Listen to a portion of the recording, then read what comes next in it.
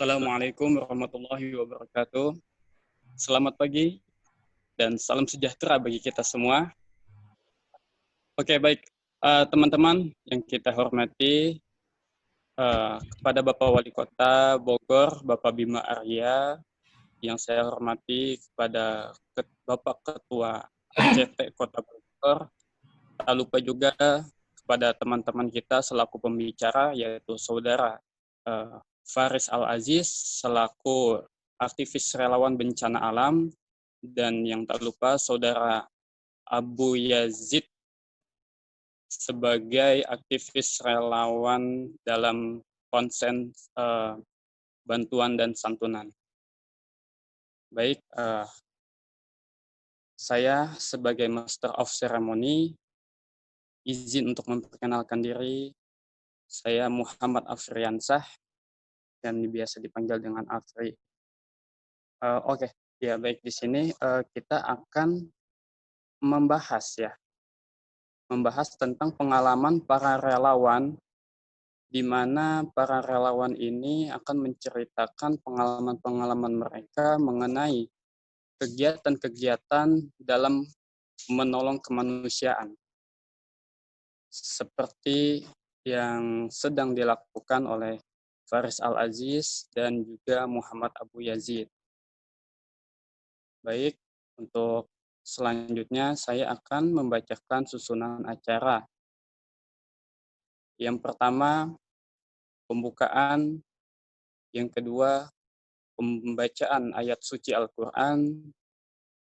Dan yang ketiga, sambutan kepada Bapak Wali Kota Bogor, yaitu Bapak Bima Arya. Selanjutnya, sambutan kepada Bapak Ketua ACT Bogor, dan sambutan kepada Ketua Pelaksana. Lalu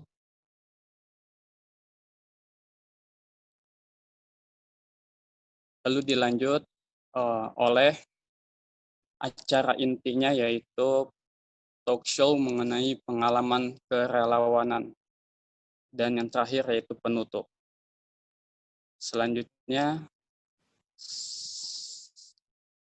A'udzu billahi minasyaitonir rajim.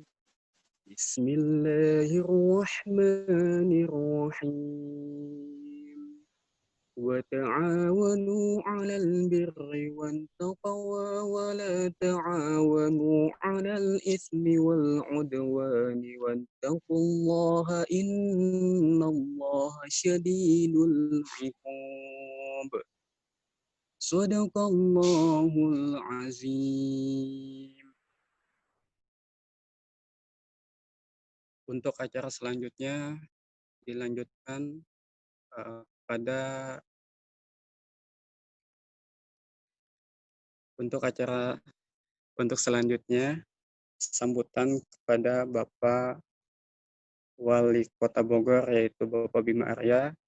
Berhubung beliau tidak dapat hadir pada kesempatan kali ini, dilanjut kepada sambutan dari Ketua Pelaksana dalam acara ini.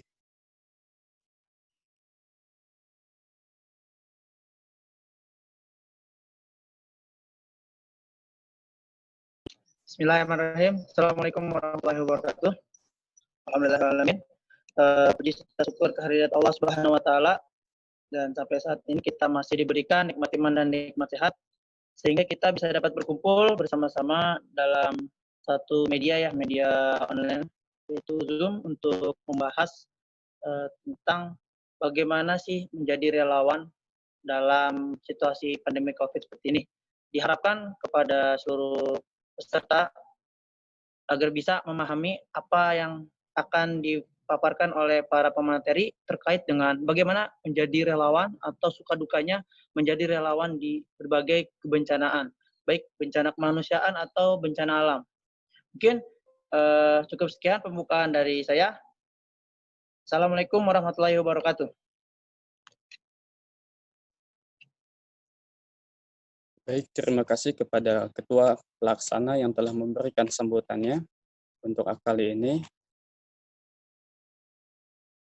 Dan selanjutnya saya serahkan kepada moderator untuk acara selanjutnya. Baik, terima kasih kepada Mas Rof Seremoni, Bapak Afi, atas waktunya. Sebelum kita memulai diskusi kita kali ini, saya akan membacakan beberapa materi tentang saya akan membacakan beberapa peraturan tentang bagaimana diskusi ini berjalan. Yang pertama, para peserta diminta untuk bisa tertib, tidak berisik, kemudian mic-nya dimatikan terlebih dahulu.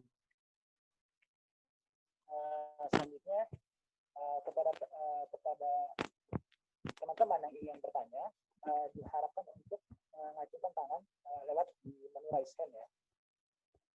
Baik, itu beberapa peraturannya. Kemudian bagi seluruh peserta diharapkan mematikan atau mute di saat pemateri menjelaskan materinya atau memaparkan materinya. Baik, itulah peraturan dalam diskusi kali ini. Sebelumnya saya akan menyampaikan beberapa pengantar. Yang pertama, dalam diskusi kita kali ini, kita akan membahas tentang bagaimana peran dari seorang relawan, kemudian apa-apa saja tugasnya, dan bagaimana pengalaman-pengalaman para relawan yang sudah terjun terlebih dahulu di dunia kerelawanan. Kemudian nantinya ada berupa motivasi dari para pemateri, bagaimana motivasi mereka dalam menjalankan tugas kerelawanan mereka. Baik,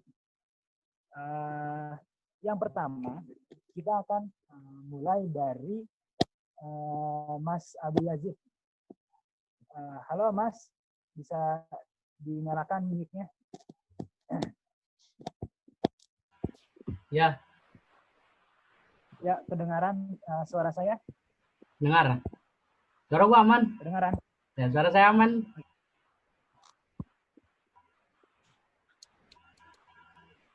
Sebelumnya boleh diperkenalkan nama, kemudian status dan bertugas di bidang apa nih, Mas? Perkenalkan, nama saya Muhammad Abu Yazid Zonaji. Saya di bidang bantuan logistik ya.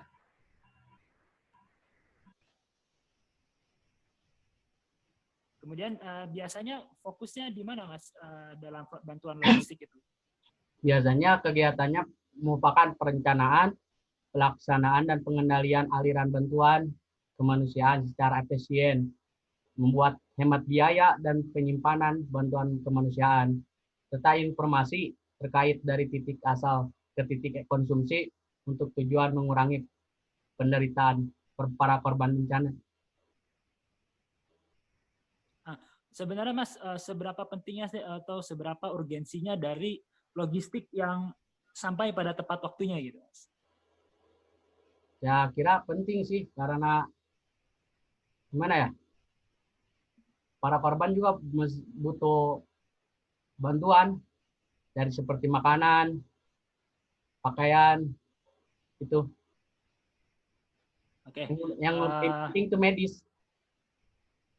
Lebih pentingnya di medis gitu. Kenapa, Mas? Kok bisa di medis lebih penting? Kan seperti yang kita ketahui, kalau misalkan korban bencana itu lebih banyak terdampak pada kelaparan, kemudian pada kebutuhan fisiknya gitu, fisiknya. Ya, karena korban bencana sih biasanya mengalami perubahan kebiasaan itu. Yang biasanya makannya secara sehat, bersih. Jadi itu sih. Oke. Baik. Kemudian sebenarnya dari para relawan logistik ini sebenarnya kerjanya apa saja nih para relawan yang membantu dalam bidang logistik gitu. Selain mengantarkan barang-barang logistik kepada para korban-korban bencana. Biasanya sih membuat posko bantuan, dapur umum kayak gitu. Dapur umum. Kemudian posko dan hunian sementara lah. Hunian sementara juga. Ya. Ya. Kemudian saya mau bertanya nih Mas, Ya. santunannya ini jenisnya berupa apa aja sih gitu? Santunan lagi. Bantuannya berupa apa saja gitu? Ada banyak sih Mas. Ada bantuan medis, pertama ada bantuan medis, 2 bantuan psikologis, 3 bantuan pendidikan dan edukasi. Dah. Masih banyak sih. Masih banyak. Boleh dijabarkan nggak? Biar kita teman-teman bisa lebih jelas dalam memahami tugas-tugas dari relawan yang membantu dalam pengantaran logistik. Seperti bantuan medis, itu menyediakan alat kesehatan, obat-obatan, perawatan. Di mana itu sangat dibutuhkan oleh para korban bencana alam. Bantuan psikologis, selain kesehatan fisik, kesehatan mental para korban sih agak terganggu sih setelah bencana alam. Makanya itu butuh bantuan psikologis untuk membangun mentalnya lagi untuk bangkit, Mas. Oke, begitu. Boleh diceritakan sedikit tentang pengalaman Mas Abu Yazid ini dalam berkeliling dalam dunia kerelawanan gitu. Untuk pengalaman, saya pernah membuat bantuan ke daerah Bogor yang bencana longsor, di mana jalurnya itu, akses jalurnya itu terputus. Dan mau nggak mau, kita mencari jalur alternatif seperti tebing yang curam, kita merangkak sambil bawa bantuan logistik itu, Mas. Oke. Dalam perjalanan ke mengantarkan logistik ke tempat yang sulit seperti itu gitu Mas, tapi seperti yang tadi diceritakan tentang bagaimana perjuangan Mas dalam mengantarkan logistik di daerah yang tengah menghadapi bencana longsor. Kesulitannya apa gitu Mas di dalam melewati medan-medan tersebut? Jalurnya, Mas, jalurnya terputus, jalur akses jalannya. Terus kita mencari alternatif akses jalannya melalui jalur tebing yang curam. Halo Mas? Ya. Bisa terdengar? Ya, terdengar.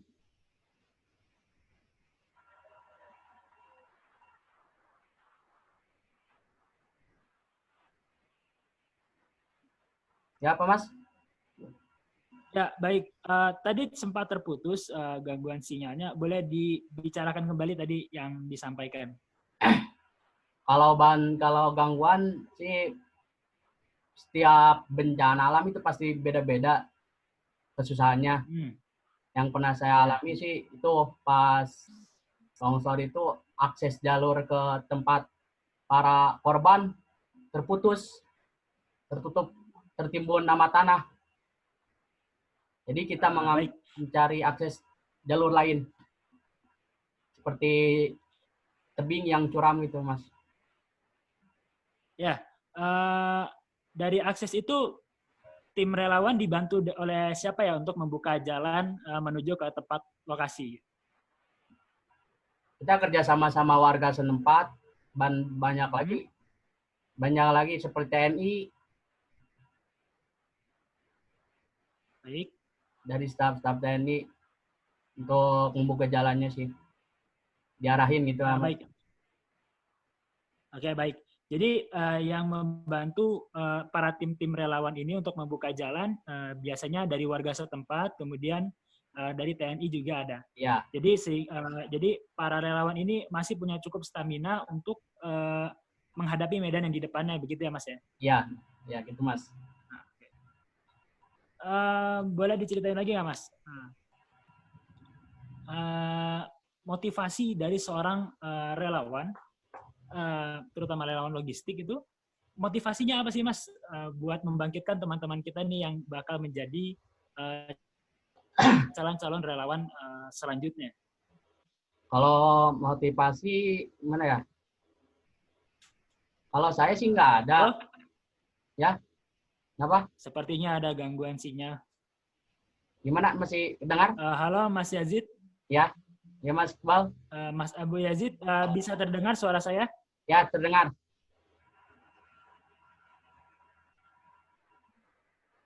Mas Abu Yazid, bisa terdengar suara saya? Ya, dengar. Suara saya Mas ada? Aman nggak?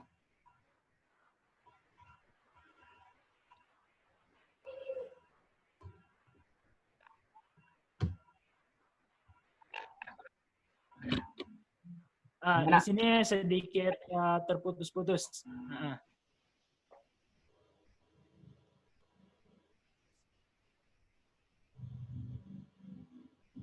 Sudah bisa terdengar suara saya? Ya, terdengar Mas. Oke. Kembali ke pertanyaan tadi. Motivasi Mas untuk tetap bertahan sebagai relawan, terutama relawan logistik, punya motivasi apa sih Mas? Jadi motivasi ini bisa mengangkat teman-teman kita yang bakal menjadi calon-calon relawan baru. Kalau motivasi saya, kalau saya sih nggak ada. Lebih ke panggilan hati aja sih Mas. Sebagai manusia, di mana manusia kan pada dasarnya itu makhluk sosial ya. Makhluk sosial, kita perlu sosial dan berusaha untuk membantu dari segi yang saya mampu aja.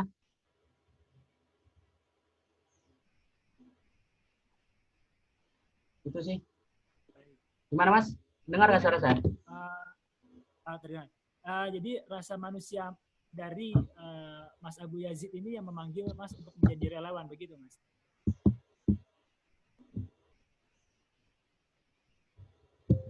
Gimana Mas? Bisa diulangi lagi? Oke. Jadi rasa kemanusiaan di dalam untuk menjadi relawan. Iya. Lebih ke panggilan hati aja sih sebagai manusia. Kan pada dasarnya manusia itu makhluk sosial ya. Saya akan berusaha membantu dari yang saya mampu aja gitu Mas. Oke. Baik, itu tadi wawancara kita dengan Mas Abu Yazid. Ada sedikit penambahan, Mas Abu Yazid ini sebenarnya sudah cukup berpengalaman di dalam relawanan logistik. Kemudian buat teman-teman yang ingin belajar lebih tentang para relawan yang mengakomodir logistik kepada bantuan kepada pengungsi bencana alam, itu nanti bisa dihubungi di emailnya Mas Abu Yazid, nanti bisa tertera di dalam deskripsi. Baik, itu saja Mas Abu Yazid, terima kasih atas waktunya. Ya, sama-sama Mas. Oke, baik. Oke, bisa di-mute Mas. Ya Mas, makasih ya Mas. Oke, sama-sama. Baik, selanjutnya teman-teman, kita akan berpindah kepada Mas Haikal Ramadan sebagai relawan yang berfokus kepada kejurnalistikan. Halo Mas Haikal, bisa terhubung? Terdengar suara saya?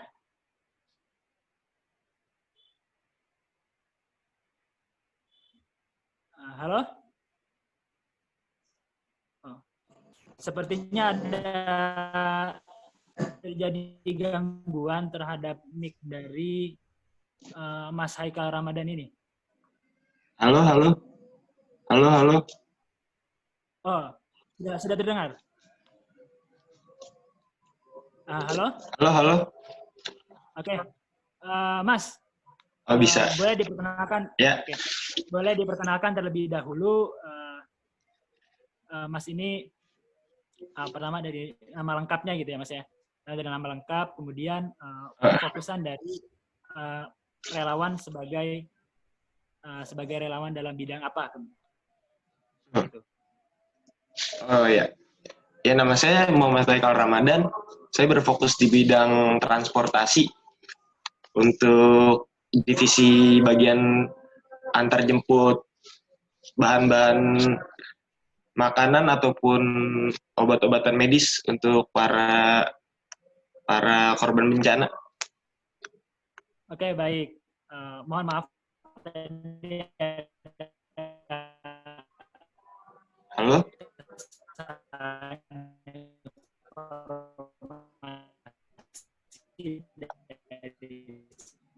Halo, Mas. Jadi Mas Haikal orang ya logistik maupun barang-barang medis seperti halnya Mas Abi Aziz. Ya. Oke. Baik Mas, ada beberapa pertanyaan yang mau kita tanyakan di sini. Ya, silakan Mas. Oke. Pertama seperti ini Mas. Oke. Biasanya selain dari hal logistik dan bahan-bahan medis tadi, pernah tidak Mas dalam menjadi seorang relawan mengangkut jenazah ataupun orang-orang sakit? Karena kan seperti yang kita ketahui, ambulans itu terkadang sulit untuk masuk ke dalam medan dari satu wilayah yang terkena dampak bencana alam. Pernah Mas. Untuk beberapa kali saya pernah Mas untuk mengangkut jenazah secara langsung di mobil ambulans. Kesulitannya sangat dapat dirasakan Mas karena akses jalannya juga yang sangat sulit. Jadi salah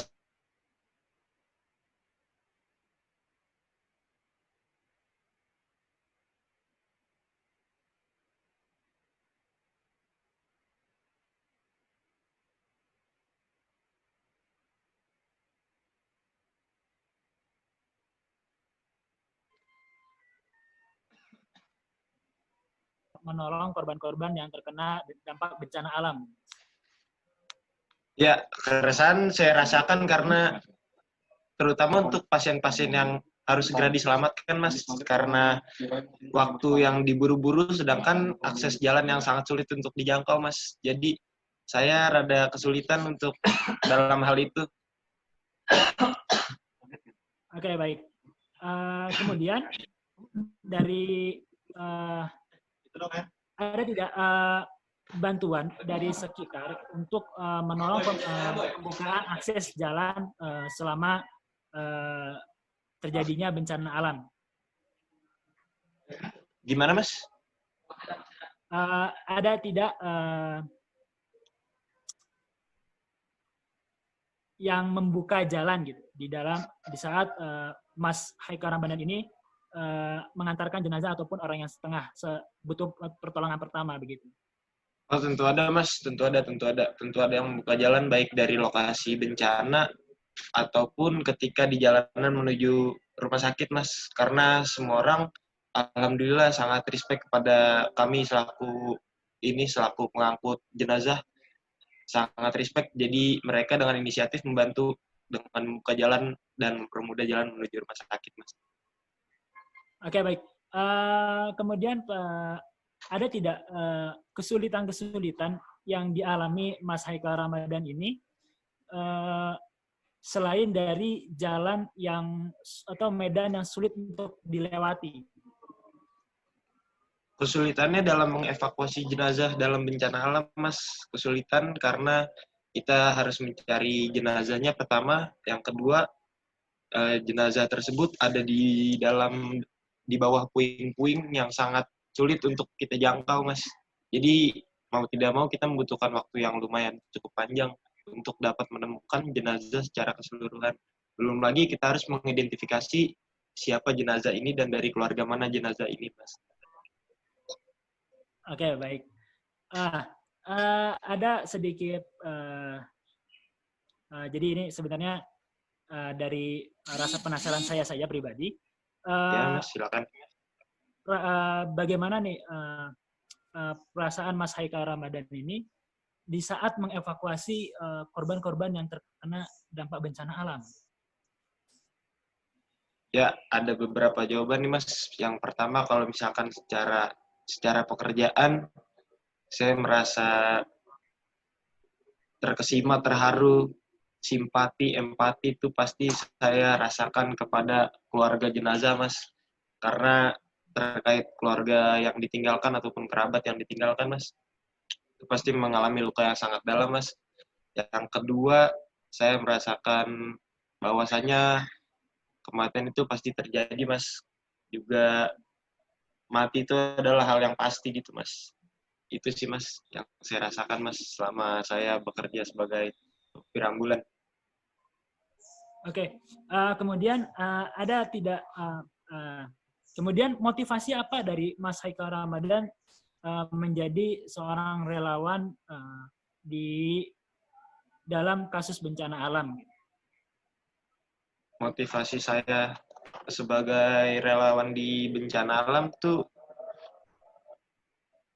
untuk lebih berhati-hati dan saling mengawasi sih, Mas, sesama masyarakat. Apalagi sesama tetangga kita harus saling menjaga, membantu, apalagi supaya sekalipun terjadi bencana, kita tidak terlalu sulit lah gitu, intinya, Mas, istilahnya gitu. Baik itu bantuan dalam bentuk pangan, papan, apalagi alhamdulillah, maupun obat-obatan, Mas. Kita harus saling membantu, saling dukung, saling support. Baik, mungkin itu saja yang bisa kami tanyakan kepada Mas Haikal Ramadan. Terima kasih, Mas, Ya, Mas. sebelumnya. Sama-sama. Baik.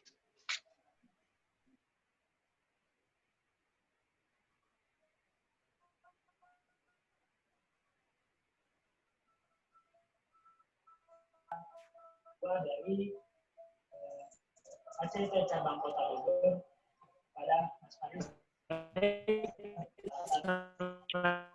Ya, baik, terima kasih Bapak Iqbal sudah memberikan saya waktu untuk berbicara.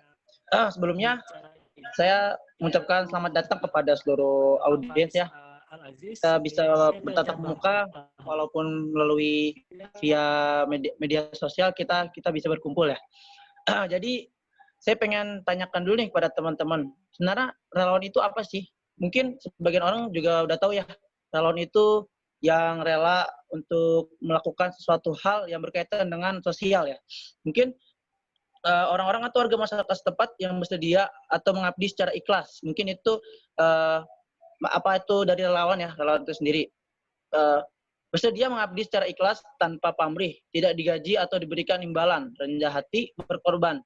Diusulkan setelah dipilih masyarakat berdasarkan kualitas sifat kemanusiaan. Jadi relawan itu harus punya skill baik skill dalam manajemen posko atau skill dalam SAR hutan atau laut. Jadi itu berbagai bidang di relawan itu harus kita tekunin. Misalnya contoh hal yang sepele dari Mas Abu Yazid ya, bagian manajemen tentang logistik dan posko. Itu bagaimana kita tuh harus satu fokus ya. Misalkan pendataan barang-barang donasi. Misalkan barangnya berapa, yang pemasukan barang masuk berapa. Jadi kalau misalkan kita barang itu masuk ke posko utama, jadi kita harus bagaimana tim manajemen posko relawan itu harus mencatat setiap harinya barang pengeluaran masuk, barang pengeluaran yang keluar untuk diserahkan kepada korban-korban atau masyarakat yang terkena dampak bencana.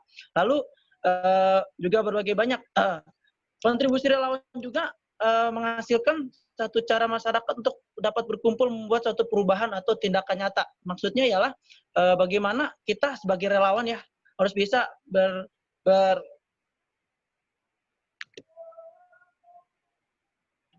Masih? Siap. Oke, terima kasih. Jadi kerelawanan itu sendiri sebenarnya harus bisa kita tekunin di berbagai bidang ya.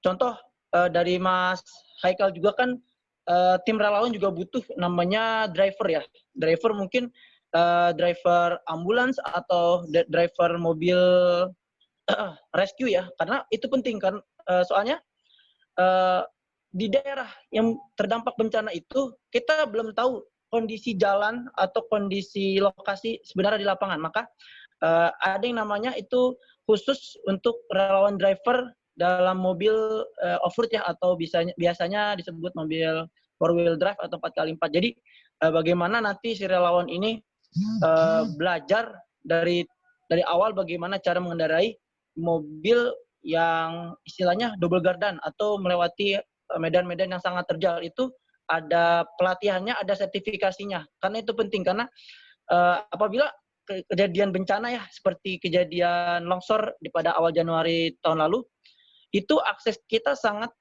sulit untuk masuk ke daerah yang posisinya berada di dalam hutan tersebut, dan ternyata akses jalan tersebut putus. Maka kita mau nggak mau harus mencari solusi bagaimana kita bisa nembus ke desa yang terisolir akibat akses jalan terputus. Jadi sebagaimana mungkin kita harus bisa belajar bagaimana belajar tentang manajemen SAR ya. SAR itu Search and Rescue gitu. Oke, baik. Ini tadi beberapa pemaparan dari Mas Aris Aziz ya. Seperti yang tadi yang Aziz ini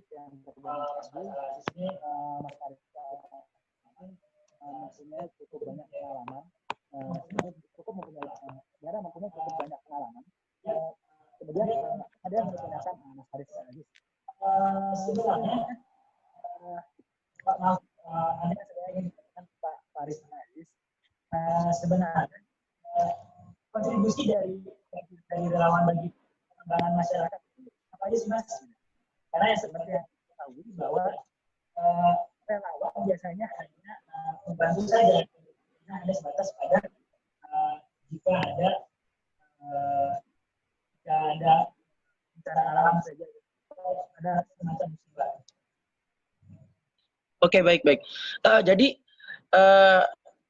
di kerelawanan itu sendiri ada berbagai macam bidang ya. Seperti pasca bencana itu pasti masyarakat itu merasakan duka yang sangat mendalam ya. Jadi bagaimana tim relawan itu dibentuk satu tim yang bernama tim relawan trauma healing. Trauma healing itu isinya adalah bagaimana kita bisa berbaur dengan masyarakat yang terdampak bencana. Jadi bagaimana kita bisa berhubungan dengan masyarakat yang terdampak. Jadi kita bisa memperkenalkan atau berdekatan diri kepada masyarakat tersebut.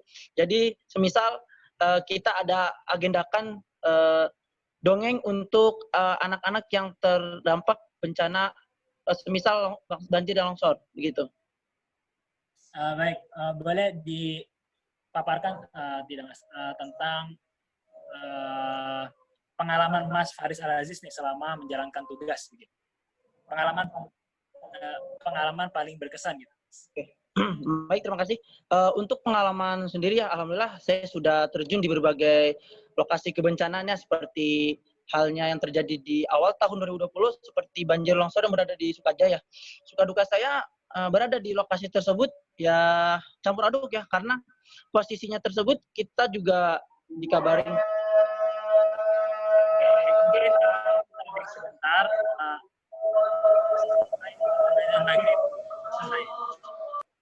Oke, kita break sebentar ya.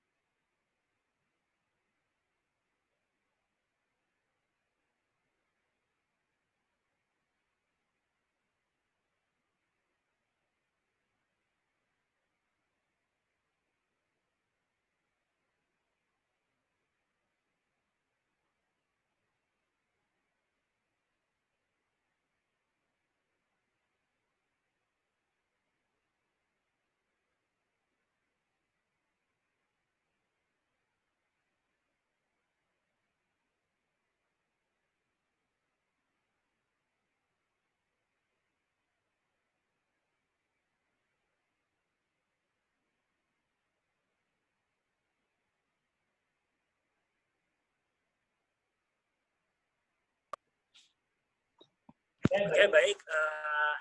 Sudah azan maghrib sudah terkumandangkan. Oke. Kita lanjutkan karena sebentar lagi diskusi kita akan selesai, maka bisa dilanjutkan walaupun tidak break salat maghrib. Baik, meneruskan yang tadi Pak Faris Al-Aziz. Pengalaman Bapak apa saja sih Pak yang paling berkesan bagi Bapak dalam menjalankan tugas sebagai seorang relawan? Baik, untuk suka duka pasti setiap lokasi itu kita mempunyai ceritanya sendiri gitu.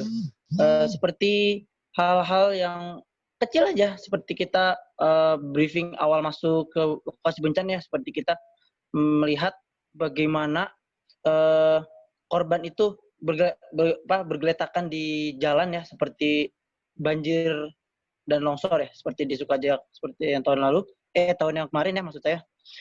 Itu suka dukanya juga banyak sekali ya. Misalkan kita ketemu anak kecil tersebut dia bingung mencari orang tuanya di mana. Kita sempat menemukan anak tersebut itu berada di runtuhan bekas puing-puing akibat longsor ya. Kita coba untuk menyelamatkannya, dibantu dengan tim SAR dan aparat TNI setempat. Kita saling berkoordinasi ya. Intinya ketika sudah berada di lokasi bencana, kita tuh harus berkoordinasi pada satu lembaga inti, yaitu BPBD setempat. Jadi, semisal kita melakukan operasi pencarian, kalau bisa kita dari berbagai yayasan ya, kita harus lapor kepada komandan lapangan di daerah tersebut siapa. Misalkan komandan lapangan tersebut itu dari BPBD, kita harus lapor dulu. Kita membawa tim rescue berapa, sekian, dengan alat-alat di list berapa alat kepunyaannya untuk melakukan operasi SAR, dan jumlah personil yang akan diturunkan. Jadi itu koordinasi sangat penting ya. Jadi apabila terjadi hal yang tidak diinginkan oleh para relawan, setidaknya sudah ada data dari komando pusat dari BPBD. Terus juga kita sudah terakhir itu kita berangkat ke lokasi bencana longsor yang berada di Luisadeng. Itu alhamdulillah korban hanya satu orang saja, yaitu seorang lansia ya, berumur sekitar 40, karena memang bencana itu longsor tersebut emang susulan ya. Jadi 4 kali longsoran dari jam 12, jam 1, jam 2 sampai akhirnya jam 4 itu yang terparah ya. Itu mengakibatkan kerusakan material sejumlah 8 rumah dan berbagai macam ya hewan ternak juga pun sempat terseret tanah itu ya. Seperti kita ketahui, karena relawan tersebut itu punya manajemen waktunya. Misalkan kita berada di lokasi bencana tersebut, kita mau berapa hari, berapa minggu, atau berapa bulan ya. Jadi tetap harus ada koordinasi dari komandan pusat, seperti itu.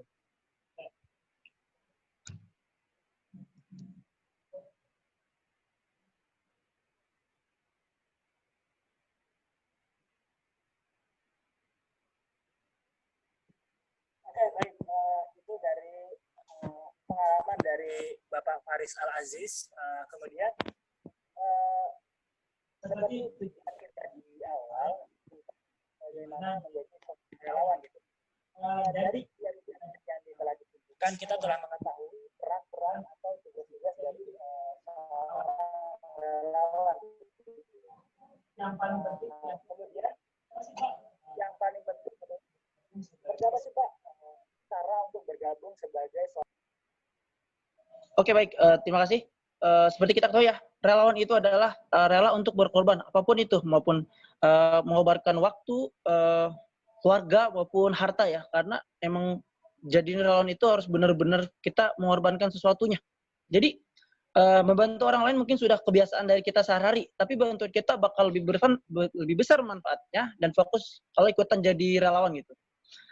Semua kepedulian yang spesifik yang tadi sebenarnya bisa disalurkan untuk menolong orang lain. Caranya coba saja bergabung dengan sebuah organisasi atau beberapa organisasi rescue itu seperti banyak sekali ya, seperti ada aksi cepat tanggap atau Tagana dari Kementerian Sosial, dan berbagai macam organisasi-organisasi yang berkaitan dengan kerelawanan ya. Jadi sedikit ya dari saya juga, kiat-kiat atau pengen menjadi relawan itu Yang pertama adalah kemampuan. Yang pertama adalah kemauan. Bagaimana kita mau untuk menjadi relawan atau siap berkontribusi untuk masyarakat dan minat dan yang kuat dalam bidang kerja relawan organisasi. Jadi kalian mau jadi relawan itu harus punya basic, misalkan basic jungle rescue atau basic water rescue itu harus bisa bisa memfokuskan satu bidang. Lalu kemampuan memiliki pengetahuan, keterampilan, kecakapan tertentu yang dibutuhkan organisasi. Ya, misal jadi bagaimana kita bisa menjalankan bagaimana memfokuskan salah satu bidang, yaitu misalkan water rescue, bagaimana kita bisa menolong orang dalam tenggelam gitu. Seperti terjadi banjir ya, bagaimana kita harus bisa teknik berenang atau teknik menyelamatkan atau evakuasi korban yang berada bencana banjir tersebut. Lalu yang terakhir adalah kesempatan. Kesempatan itu penting. Jadi kalau misalkan kalian punya waktu luang atau kalian punya tidak banyak punya kesibukan, bisa kalian juga menjadi relawan. Karena waktu itu sangat penting ya, mempunyai waktu untuk memberi kontribusi pada organisasi itu sangat dibutuhkan ya. Karena kalau misalkan kita sewaktu-waktu ya, jam 12 malam kita ditelepon sama komandan lapangan suruh berangkat ke terjun lokasi bencana, kita harus siap. Nah, yang terakhir itu adalah kondisi jasmani dan fisik ya, karena relawan itu kita harus bisa bersurvivor ya. Bagaimana kita bisa menahan lapar kita selama di bencana tersebut ya, karena kita harus irit-irit bahan pangan dan irit tenaga juga. Mungkin seperti itu ya, Mas Iqbal, bagaimana bisa menjadi relawan yang baik gitu. Oke, baik. Terima kasih dari Pak Haris Aziz. Jadi kesimpulan yang bisa kita simpulkan pada diskusi kita kali ini, bahwa relawan ini merupakan orang yang rela berkorban untuk kepentingan dari masyarakat ataupun penduduk yang tengah mengalami kesulitan. Kemudian untuk menjadi relawan kita dapat bergabung dengan beberapa organisasi-organisasi kerelawan. Baik, itu saja yang bisa kami diskusikan. Selanjutnya akan diserahkan kepada moderator kembali, akan diserahkan kepada Master of Ceremony kembali. Baik, Mas Safri, dipersilakan. Mas Safri? Baik, sepertinya Mas Safri ada kesalahan ada gangguan, kemudian akhirnya dia tidak bisa ikut hadir ke dalam penutupan. Baik, sebagai penutupan kita berdoa agar apa yang telah kita dapatkan di dalam diskusi kita kali ini menjadi bermanfaat, kemudian apa yang telah kita dengarkan dapat kita terapkan selanjutnya, kemudian dan dengan apa yang diberikan kepada dari para pionir-pionir relawan ini dapat menjadi manfaat bagi kita tutup dengan doa kafaratul majelis. Subhanallahumma wa bihamdika asyhadu an la ilaha illa anta astaghfiruka wa atubu ilaik. Terima kasih kepada para teman-teman yang sudah hadir. Kita berjumpa pada lain waktu.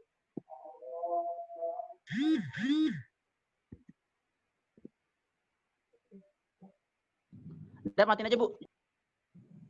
Udah ya, sip. Thank you, bro.